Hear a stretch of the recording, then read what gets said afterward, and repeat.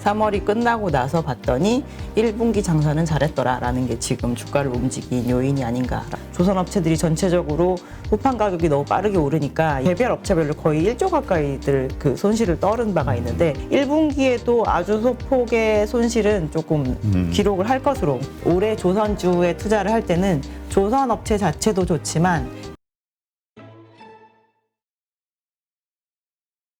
네, 오늘 모신 분은 신영증권 엄경아 연구위원입니다. 안녕하세요. 네, 안녕하세요. 네, 요즘 조선주에 대해서 다시 재평가하는 그 분위기가 좀 만들어지고 있어요. 일시적이라는 의견도 있는데 이것이 중장기적으로 큰 추세의 어떤 시작 부분 아니냐 이렇게 좀 보시는 분들도 있고 의견이 좀 서로 다양해서 오늘 좀 자세하게 좀 말씀을 듣기 위해서 모셨는데요.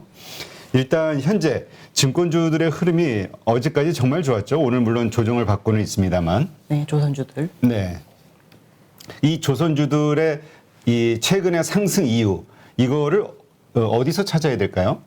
일단은 당연히 수주 산업인데 수주가 실질적으로 좋았다라는 게 최근에 주가를 많이 이끌어낸 부분이고요. 저희가 이제 1분기가 끝났으니까 1분기 수주 나온 거를 결산을 해봤더니 원래 연초에는 수주가 별로 안 좋을 것 같다라고 조선업체들이 미리 예고를 했었거든요. 작년이 워낙 좋았기 때문에 양적으로 이보다 더 좋을 수는 없습니다라고 예고를 했는데 1분기 수주한 거가 끝나고 나서 이제 해보니까 작년에 4분의 1을 지금 이미 1분기에 수주를 한 상황입니다. 그래서 기대치를 한창 낮춰놔서 1월에 어떻게 보면 주가 흐름이 되게 안 좋았는데 3월이 끝나고 나서 봤더니 1분기 장사는 잘했더라라는 게 지금 주가를 움직인 요인이 아닌가라고 보고 있습니다. 네, 그냥 느낌적으로 그 우크라이나 전쟁이 발발하고 나서 미국에서 LNG 선을 미국의 LNG를 유럽들이 좀 들여와야 되는 거 아니냐? 그러면 뭐 LNG 선이 부각되는 거 아니냐? 그러면서 주가가 좀 올랐던 게 기억이 나요. 그게 좀 시작이었던 것 같은데 그때 또 한쪽에서 에휴 너무 오버들 하고 있네 이런 얘기 했는데 어떻게 돌아가는 상황을 보니까 그냥 그게 맞는 분위기인 것 같아요. 실제로 저희가 그림을 하나 보여드릴게요. 이 페이지 네. 장표를 좀 보시면 오른쪽이 우리나라가 수주한 것 중에 저희가 잘 많이 수주하는 컨테이너선과 LNG선의 그 수주량을 넣어 놓은 건데요. 이 오른쪽에 있는 1분기 수주는 뭐 아직 2분기, 3분기, 4분기 더 남아있는 상황인데 작년에 연간으로 수주한 것에 비해 얼마나 수주를 했나 보면 컨테이너선은 22.6% 수주했으니까 거의 4분의 1 가까이 수주를 했고요. LNG선은 무려 44.7%를 1분기에 다 수주를 한 상황입니다. 그래서 실제로 LNG가 많이 나올 거라고 기대를 했는데 결과치는 기대보다 훨씬 더 많이 지금 나온 게 올해 1분기의 수주 상황이었다라고 보시면 될 것 같아요. 네. 근데 그 이 수주 어차피 이거는 도크라는 게 한정이 돼 있잖아요. 네. 이게 뭐 무한대로 늘어날 수 있는 게 아니라 이미 설비돼 있는 곳에 이제 다 들어오면 그러니까 매출이 좀 상향이 막혀 있는 거 아니냐. 그러니까 상승에는 혹은 그 실적에는 한계가 있는 거 아니냐 이런 의견도 있거든요. 뭐 당연히 1년에 만들 수 있는 배의 양이 있기 때문에 근데 저희가 일단 2021년 자체가 전체 도크가 만약에 다 돌아가는 게 100이라고 한다면 모든 조선 업체들이 다 100보다 훨씬 낮게 돌리고 있었던 상황이었었고요. 그래서 아직까지 양적인 성장도 조금 여지가 있는 상황이고 선가 자체가 오르면 저희가 똑같이 한 척을 만들어도 매출이 더 많이 발생할 수가 있는데 작년 1년 동안만 성가가 20% 이상 상승을 했습니다. 근데 지금도 그 상승세가 유지가 되고 있는 상황이기 때문에 P와 Q가 둘 다 이렇게 상승세라고 한다면 실제로 매출 성장률을 지금부터 2025년까지도 한 두 자릿수대 성장률을 기대를 해볼 수 있는 여지가 아직 있는 상태입니다. 네. 지금 저희가 작년인가요? 작년 초였나? 재작년 말이 작년 초였던 걸로 제가 기억이 되는데 우리 엄경아 위원 모시고 이야기할 때 그때는 이 컨테이너 선이 막 수주가 일어나면서 주가가 상승했었던 그 기억이 나거든요.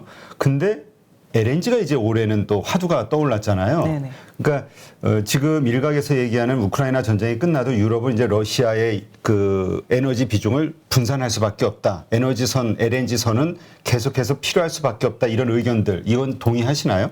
실제로 독일이 그 전쟁이 나고 나서 이제 러시아의 노출을 조금 줄이겠다라고 한 다음에 지금 카타르가 LNG를 추가로 더 생산해서 팔려고 노력하고 있는데 그 부분 중에서 일부를 독일이 계약을 진행을 실제로 했습니다. 그러니까 에너지 수입원 다각화 이거는 그렇죠. 이제 어쩔 수 없는 대세다. 네. 거기에서 LNG선의 수요는 늘어날 수밖에 없다. 네.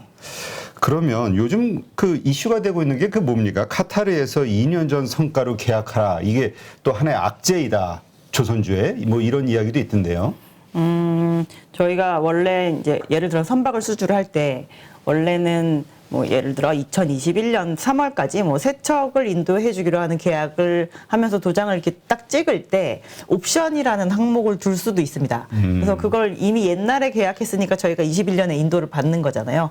근데 옵션으로 뭐 예를 들어 2개를 더 하면 그거에 대해서 다시 재계약할 때 원래 받았던 그 가격으로 또 수주를 하라는 그런 조항을 걸 수가 있거든요. 근데 이번에 이 카타르 건 같은 경우는 사실 사전 계약이 있었던 것도 아니고 단순히 일단 스페이스를 예약을 해 놓은 것이기 때문에 이렇게 전체 물량을 2년 전 성과로 계약을 하게끔 유도할 수 있는 요인은 사실 조금 약할 겁니다.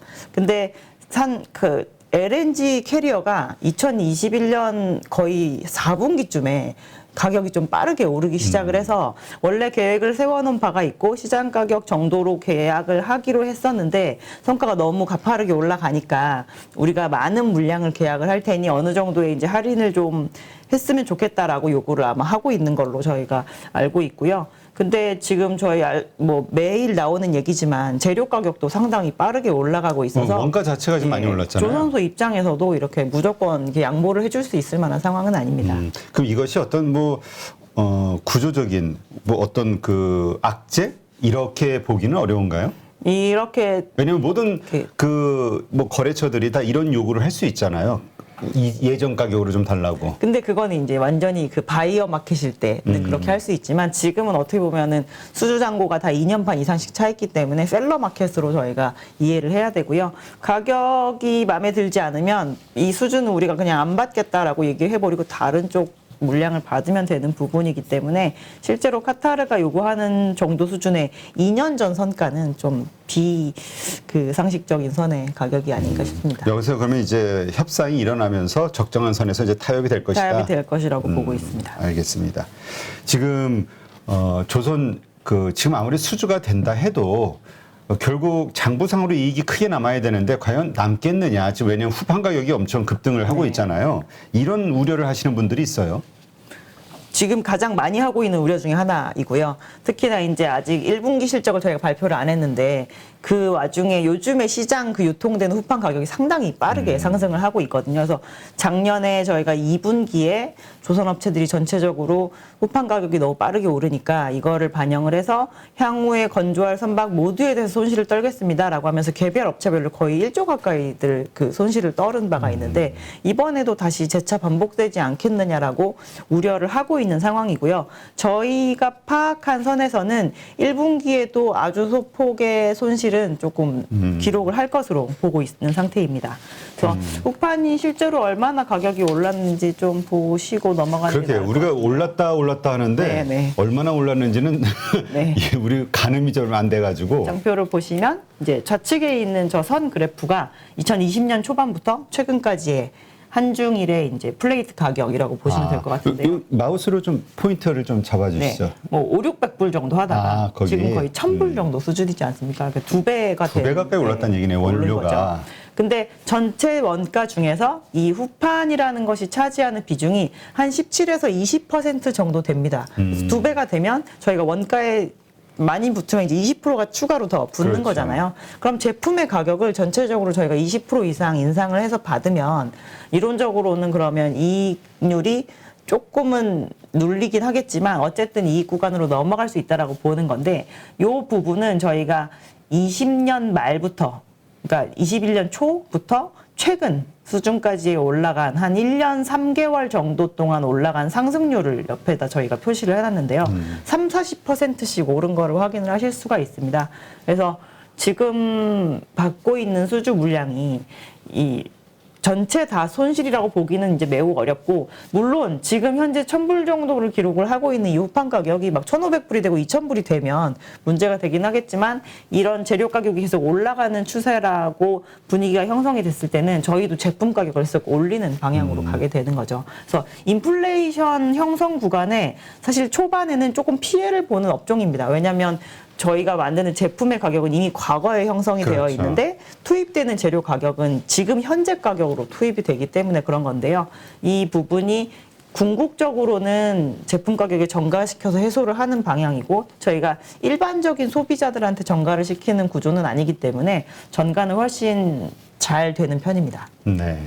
지금 일단 그 조선업 슈퍼사이클이 시작되는 거 아니냐라고 기대하는 분들도 있는데, 일단 우려 요인 먼저 좀 몇 가지 더 보죠. 일단 예전에는 이게 뭐 예를 들어서 계약금 뭐 선도금 먼저 주고 그다음에 나중에 물건 넘길 때 또 잔금 다 받고 간 심플했는데, 2008년 이후로 이게 되게 좀 복잡해졌다. 뭐 저 돈을 받는 방식이 예, 그래서 과연 뭐라 그럴까요? 수주를 해도 나중에 이게 뭐 인도를 안 해가고 어려운 상황이 발생할 수 있지 않냐, 이런 이야기 하시는 분들도 있던데요. 근데 그 부분으로 말썽을 일으켰던 수주 물량은 사실 이런 일반적인 선박보다는 해양 플랜트 쪽에서 많이 발생을 한 진짜 거고요. 그 드릴십이 이번에 삼성중공업 그랬죠? 드릴십이 그런 문제를 일으켰는데, 어제 난 뉴스 기준으로 이제 PE가 그 문제를 일으켰던 드릴십을 한 번에 사가는 그 이벤트가 있었고요. 그래서 삼성은 이제 어느 정도 현금을 다시 회수를 하게 되는 상태입니다. 그래서 이게 헤비테일이라고 해서 원래는 스탠다드라고 하는 방식으로 처음에 선수금 10% 받고 지을 때마다 이렇게 20% 이런 식으로 돈을 받으니까 재료 가격 투입돼도 중간중간 중도금이 들어오기 때문에 현금 흐름상 문제가 없는데, 해양 플랜트는 그냥 배 짓는 것처럼 막 한 10개월 만에 지을 수 있는 것도 아니고 막 20개월, 40개월씩 걸리는데 5% 이렇게 주다가 나중에 80% 이런 식으로 줍니다. 그럼 중간에 현금 흐름이 엄청 꼬이는데, 그렇죠. 짓는 기간도 엄청나게 길잖아요. 근데 심지어 이번에 팔린 드릴십이 정말 그 옛날에 발주가 됐던 건데 인제서야 팔렸으니까 그동안 저희가 회수를 못하고 있었던 거잖아요.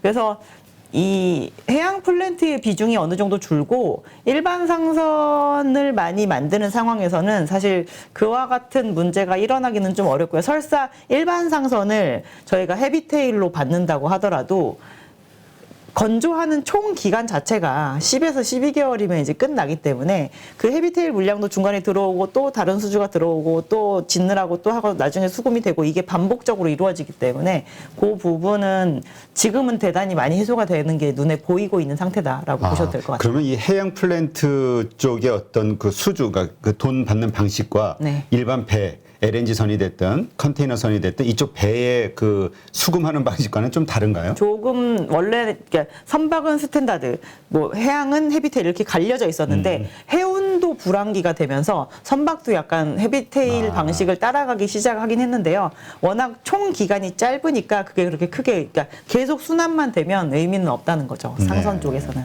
알겠습니다. 그렇다면 우리가 조선업을 볼 때 그 결제하는 방식이 달라졌고, 그 배를 인도하면서 하여튼 그 돈을 내는 선주의 그 계약 방식이 달라졌기 때문에, 돈을 지급하는 방식이 달라졌기 때문에 펀더멘털적으로 조선주는 좀 위험해졌다, 이렇게 보는 시각은 좀 무리다. 지금은 많이 해소가 된 편이다. 과거에는 좀 그랬지만 네네네.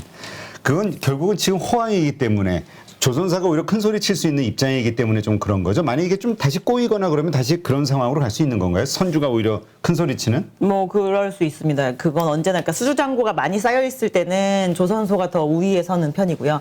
수주 잔고가 많이 쌓이지 않고 도크가 비어 있으면 저희가 도크를 빈 채로 돌리는 것보다는 저가의 수주라도 하는 게 오히려 비용 측면에서 나을 수도 있거든요. 그러면 이제 선주가 오히려 그 우선권을 쥐게 되는 그런 위치로 바뀌게 되죠. 네.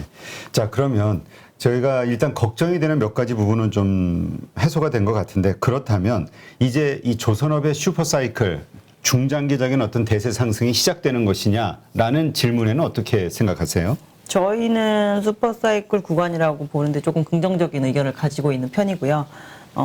선박은 어찌 되었건 한 25년에서 30년 정도의 내용 연수를 가지고 있는데 그게 항상 사람이 발주를 하기 때문에 많이 발주가 될 때가 있고 또 그게 그 많이 발주된 선박이 들어올 때가 되면 이게 시황이 꺼짐으로 인해서 또 적게 발주가 될 때가 있고 이런 사이클이 있습니다. 그래서 그거를 가장 큰 사이클로 저희가 보는데 이번에는 기존에 있는 선박들에 대해서 환경 규제를 되게 엄격하게 적용을 하겠다라고 해사기구가 얘기를 하니까 전체적으로 이 어느 정도 중간 노후화된 선박들마저도 대단히 빨리 교체를 해야 되는 그런 사이클로 들어가는 거죠. 근데 전 세계에서 화물선을 만들 수 있는 캐파는 좀 제한적이거든요. 저희가 큰 해양, 큰 상선이다라고 하는 걸 보통 한 1,500척에서 1,800척 정도 만드는데 일반적으로 지금 화물선이라고 돌아다니는 선박들이 한 6만 척 정도 되는 상황에서 이거를 교체만 한다고 하더라도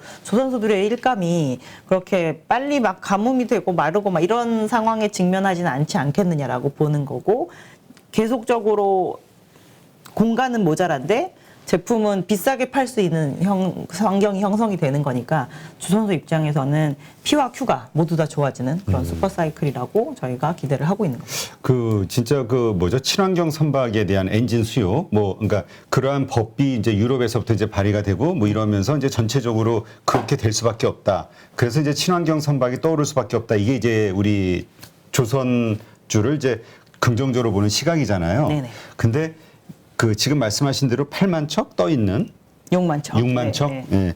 6만 척 정도 떠 있는데 이러한 노후 선박들이 전부 교체를 할 것이냐, 배 자체를 교체할 것이냐, 엔진만 교체할 것이냐 이런 이슈도 좀 있지 않나요? 근데 그게 이제 엔진만 만약에 친환경적인 엔진으로 교체를 한다. 기존에 원래 기름으로 다녔는데 천연가스로 다니게 한다라고 하면 그 교체를 하는 비용이 거의 그냥 배값의 한 30% 정도는 지불을 해야 됩니다. 근데 예를 들어서 배를 그냥 쭉 쓰면 한 25년 쓸 건데 지금 이미 한 15년 정도 쓴 배면 원래도 효율이 떨어지는데 이 배에다가 내가 남은 내용 연수 한 10년 정도에 굳이 30%의 배값을 투자를 하는 게 맞을 것인가라고 생각하면 거기에서는 보통 아니다는 쪽으로 결론이 나니까 그냥 신조선을 발주를 하는 게 낫겠다라는 쪽으로 가는 거죠. 특히나 해운사들이 최근 한 2, 3년 사이에 엄청나게 많은 돈을 벌었잖아요. 그래서 자기네들의 이 운송 기재가 제일 큰 자산이고 제일 큰 영업 전략이기 때문에 오히려 이제 투자를 하는 쪽으로 의사 판단을 보통 그런 쪽으로 하게끔 좀 환경이 좀 변한 상태다라고 보셔야 될 것 같습니다. 네. 그러면 일단 조선업이 좋다는 건 이제 이해가 됐어요. 근데 이제 문제는 우리 투자자 관점에서 조선주 밸류에이션이 괜찮은가 이 부분이 있잖아요. 왜냐하면 우리 한국 시장은 보통 선반영이 먼저 되다 보니까 이러한 것들이 다 반영이 된 게 최근에 상승 아니냐. 그리고 이제 진짜 오히려 이제 또 한번 찍고 나서 내려가는 거 아니야. 뉴스에 팔아라 이런 말처럼 이런 생각하시는 분도 있거든요. 그래서 제가 오늘 이제 저희 조선업종에 대해서 중간 점검 자료를 쓰면서 최근에 제일 많이 오른 조선주가 사실 현대중공업이잖아요. 그래서 현대중공업에 대해서는 저희가 의견을 하향 조정했습니다. 이게 타겟 프라이스를 바꾼 게 아니고 저희가 타겟으로 하고 있는 프라이스는 오히려 상향 조정을 좀 일부 했는데 그럼에도 불구하고 상승 여력이 모자라서 투자 의견에 대해서 조정을 했거든요. 그래서 이번에 이제 비싸진 그 정도의 밸류에이션이 순자산 가치 대비 한 2에서 2.5배 사이 정도까지 이렇게 훅 올라갔습니다. 현대중공업이. 다른 조선주들 같은 경우는 1배대거나 좀 더 심한 건 이제 1배도 안 되는 정도 수준이거든요. 그러면 같은 섹터 내에 있는 거의 비슷한 일을 하는 업체들인데 밸류에이션이 2배 이상 지금 차이가 나는 상황인데요.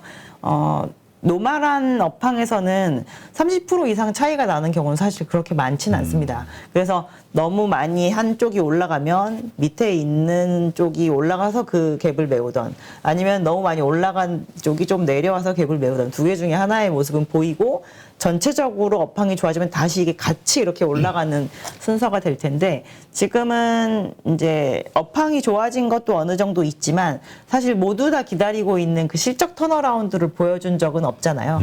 근데 현대중공업이 최근에 오를 때는 수주를 잘한 것도 결론적으로는 있었지만 MSCI 지수 편입에 대한 얘기가 이제 예상치로 나오면서 지금 외국인 수급이 대단히 심하게 들어오고 있는 상황입니다. 네. 근데 이 현대중공업은 특히나 한국조선해양이 79%나 들고 있기 때문에 시장에서 유통되고 있는 주식의 비중이 엄청나게 적거든요. 그러면은 이런 일부 수급에 의해서도 많이 움직일 수 있는데 그게 단기적으로는 오버슈팅한 게 아니냐. 그래서 저희는 지금 상황에서 2배나 2.5배를 더 넘을 수 있을 정도는 아직까지 시장 환경이 형성되지 않았다라고 보고 있습니다. 그렇다면 그거는 현대중공업에 한정을 지으시는 건가요? 아니면 전체 그 조선주들에 대해서 다 그런 의견이신 건가요? 전체 조선주의 섹터가 지금 바라볼 수 있는 정도의 순자산 가치는 저희는 2배 정도 수준이라고 보고 있습니다. 그럼 지금 어느 정도인가요? 다시 한번 말씀해 주시면. 지금은 현대중공업만 2배에서 2.5배 사이 정도이고요. 나머지들은 뭐 한 1.5배, 1.3배 뭐 요 정도 수준. 그럼 나머지 주들은 조금 더 오를 룸이 있다 이렇게 이해해야 되나요? 그렇게 봐도 될 것 같습니다. 네, 그렇군요. 지금 탑픽으로 보고 있는 조선업 탑픽은 어느 쪽이신가요? 저희는 조선업종 전체의 탑픽은 한국조선해양이고요. 이 중간지주 성격이 너무 싫으시다라고 하시는 분들에게는 차라리 대우조선해양을 그러면 사시는 게 낫다라고 말씀을 드리고 올해 조선주에 투자를 할 때는 조선업체 자체도 좋지만 이 조선업체한테 부품을 납품하는 기자재 업체도 꼭 하나씩은 보시라고 말씀을 드립니다. 어디 쪽을 좀 관심 가지세요? 필수 기자재가 제일 일단 좋을 거고 왜냐하면 필수. 배를 많이 만들면 무조건 들어가야 되는 그런 기자재들은 저희가 아까 말씀하신 것처럼 Q에 대한 성장도 있고 양에 대한 성장 그리고 가격에 대한 성장 둘 다 볼 수 있는 부분이거든요. 그래서 선박을 만들면 무조건 필요한 게 엔진이라서 저희는 선박용 엔진을 만들고 있는 HSD 엔진을 가장 선호하고 있습니다. HSD 엔진. 네네. 근데 요즘 한국 카본이 상당히 그 인기를 끌고 있는 것 같아요. 네, 상당히 주가가 흐름이 좋고요. 이유는 어디에서 찾아야 되나요? 한국카본과 동성화인텍은 둘 다 LNG 선박에 들어가는 보냉제를 만드는 회사인데요. 최근에 수주가 아까도 보시다시피 작년에 거의 절반에 가까운 수주가 나왔잖아요. 그렇죠. 한국 같은 1분기에만. 경우. 그래서 LNG 저렇게 많이 나오면 보냉제 당연히 좋아지겠지라는 게 일단 1차적으로 작용을 한 거라고 보고 있고요. 과거에 이미 2011년, 13년 그리고 뭐 2004년, 6년 요 사이에 LNG 사이클을 저희가 한 2번이나 이미 큰 사이클을 경험을 했기 때문에 그 부품주 중에서도 그 종목에 대한 스터디가 일단 기관 투자자들 사이에서는 조금 어느 정도 되어 있는 상황입니다. 그래서 스터디가 너무 안 돼 있고 잊혀져 있는 종목보다는 시가총액도 어느 정도 있고 그리고 회사가 좀 재무적으로 탄탄한 편이라서 안정성도 있기 때문에 일단은 LNG랑 관련되면 이것부터 사는 게 낫겠지라는 판단들을 많이 하셨던 걸로 저희는 보고 있습니다. 지금 그 많은 그 증권사들의 그 탑픽으로 보면 네. 또 개인들도 아마 제일 좋아하는 것 같고요. 현대미포조선을 많이 그 꼽는 것 같아요. 근데 이제 지금 말씀하신 것처럼 LNG와 관련한 어떤 그 모멘텀이잖아요. 네. 근데 현대미포조선이 LNG 선과도 어떤 연계가 있나요? LNG 선박의 그 운반선은 대체로 큰 조선 업체들이 보통은 만들고요. 네. 요즘에 시장 성격이 살짝 변해서 뭐 LNG 벙커링이라고 해서 LNG를 이렇게 연료로 주유를 해주고 다니는 선박이라거나 소형 LNG도 시장에서 좀 필요해지긴 했습니다. 네. 근데 미포조선은 전체 대형 업체들이 수주하는 그 LNG 비중 대비해서도 미포가 받는 그 비중은 미미한 편이기 때문에 저희는 미포를 이렇게 플러스 알파 형태로 가져가더라도 미포를 꼭 가져가시는 편이 좋다라고 별로 추천은 드리지 않는 편입니다. 그렇군요. 그러니까 LNG 선하고는 그렇게 크게 연관성은 좀 연관성은 약하다. 그렇게 많지 않고 오히려 작은 정유 운반선 전문 회사이고요. 그리고 우리나라 다른 조선업체들은 다 큰 배를 만드는데 이제 유일하게 중형선을 만드는데 살아남은 업체다라고 보시면 될 것 같습니다. 네, 그렇군요. 그렇다면 지금 현대미포조선의 어떤 상승이나 또 개인들이 그러니까 결국은 뭐 좀 작은 주식이고 시가총액이 그리고 수급이라는 논리로 이게 움직이는 그런 걸로 이해를 해야 될까요? 그리고 이렇게 그 저희가 실적이 등락이 있을 때 보면 미포는 조금 마진을 안정적으로 내는 편이었었거든요. 그래서 그런 그 실적 안정성, 재무 안정성 이런 것 때문에 좀 선호하시는 분들이 있으신 것 같아요. 네. 하여튼 정리해 보면 현대중공업은 좀 비싼 구간, 네. 그 다음에 다른 조선주들은 일단은 지금 아까 1.3에서 1.5 사이라고 하셨나요? 네. 네. 이게 참 뭘 의미하는 수치죠? 순자산 가치 대비해서 시가총액이 그 정도에 순자산 대비. 네네. 그러니까 현재는 한 적정 가치는 2배 정도로 보시는 거고 네네. 현대중공업은 2.5배 지금 있는 거고 2에서 2.5배 사이에서 왔다 갔다 하고 있습니다. 예, 이렇게 해서 일단 저희가 조선주에 대해서 이제 좀 여러 가지로 좀 살펴봤는데요. 하여튼 지금 시장이 이 조선주에 대해서 관심을 갖는 분명한 이유가 있고 하여튼 이런 것들은 결국 다 실적으로 연결이 되는 것 같아요. 지금 뭐 실적 장세다 이런 얘기 많이 하는데 하여튼 실적에 대한 기대감이 있는 주식들이 이제 시장의 관심과 또 상승하는 이유가 되는 상황인 것 같습니다. 네, 한번 잘 참고하시고요. 누구나 1시간 안에 200개 종목에서 좋은 종목을 고를 수 있는 그런 능력을 배양할 수 있도록 제가 도와드리려고 그렇게 하고 있습니다.